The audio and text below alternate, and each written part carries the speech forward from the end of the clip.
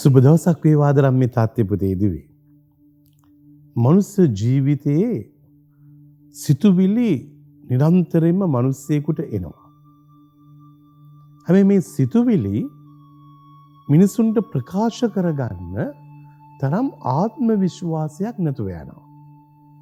ඒ නිසා ගොඩාක් දෙනෙක්ගේ සිතුවිලි තන්නේම නැතුව මැරලා යනවා. ඒ සිතුවිල්ල ප්‍රකාශ කරේ නැහැ. ඒ සිතුවිල්ල කොලේක ලියාගත්තේ නැහැ. ඒ සිතුවිල්ලට වටිනාකමක් දුන්නේ නැහැ. ඒ නිසා සිතුවිලි මිනිසුන්ට කොච්චරනම් ඇවිල්ලා ඇතිද යහපත් දේවල් කරන්න, දියුණු වෙන්න, සාර්ථක වෙන්න, මේ ආශිර්වාදිත ගමනකට යන්න සිතුවිලි ඇවිල්ලා තිබුණා. හැබැයි සිතුවිල්ල දන්නේම නැතුව අපි වතහැරලා දාලා ගියා. ඇයි ඒ සිතුවිල්ල අපි බලාගත්ත නැති නිසා. ස්වාමි කෙනෙක් වශයෙන් මම අත්දැකලා තිබුණේ ඒකයි.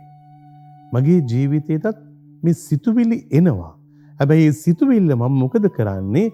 එක්ක කොලේක ලියා ගන්නවා, නැත්නම් මේක ඇත්තක් වෙන්න අවශ්‍ය කරන ඒ පින්තූරේ නැත්නම් ෆොටෝ එකක් අරගන්නවා. ඊට පස්සේ ඒ සිතුවිල්ල ක්‍රියාත්මක කරන්න ලෝකයාට ප්‍රකාශ කරනවා. ඒ ප්‍රකාශ කරනවා විතරක් නෙමෙයි, ඒ සඳහාම වැඩපිළිවෙලක් ඉදිරියට ගේනවා. ඉතින් බැලූ බැල්මට ඔබ අහවි ඉතින් ඒවා ඉතින් නිකන් දවල් සිහින විතරයිනේ කියලා. නෑ, දවල් සිහින නෙමෙයි. ඔබේ සිතුවිල්ලට බලයක් කවලා ඔබේ සිතුවිල්ලට ජීව ගුණයක් දුන්න ගමන්ම ඒ සිතුවිල්ල ඇත්තක් බවට පත් වෙනවා. ඉතින් අද වෙනකන් පූජකයෙක් වශයෙන්, ස්වාමි කෙනෙක් වශයෙන් මම අත්දැකලා තිබුණේ ඒක තමයි.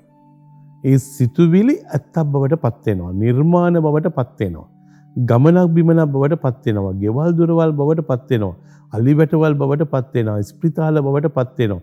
මිනිසුන්ගේ ජීවිතවලට උදව්වක් වෙන්න පුළුවන් සිතුවිලි රාමුවක් නිරන්තරයෙන්ම ගලාගෙන පටන් ගන්නවා. ඉතින් ඔබේ සිතුවිල්ල මරන්න එපා අම්මේ තාත්තේ පුතේ දිවේ. ඒ සිතුවිල්ල පුදුමාකාර ආශිර්වාදයක්. ඒ ආශිර්වාදාත්මක සිතුවිලි හැමදාම ජීවත් කරවන්න, අනිත් ඈත් එක්ක බෙදා ගන්න. එදාට ඔබට තේරෙවි මුළු ලෝකෙම ඉන්න මිනිස්සු ඔබේ සිතුවිල්ල වැළඳ ගනීවි. ඔබගේ සිතුවිල්ල තුළ තිබුණා වූ ඒ ඩෙප්ත් එක, ඒ ගැඹුර, ඒ රසය, ඒක තුළ තිබුණා වූ ඒ ජීව ගුණය අයිති කරගන්න කැමති වේවි. ඉතින් එහෙනම් ඔබේ සිතුවිලි වලට ආදරය කරන්න පටන් ගන්න. ඒ සිතුවිලි ආරක්ෂා කරගන්න. ඒ සිතුවිලි ලෝකයට මුදවලා හරින්න චිසුපීටයි.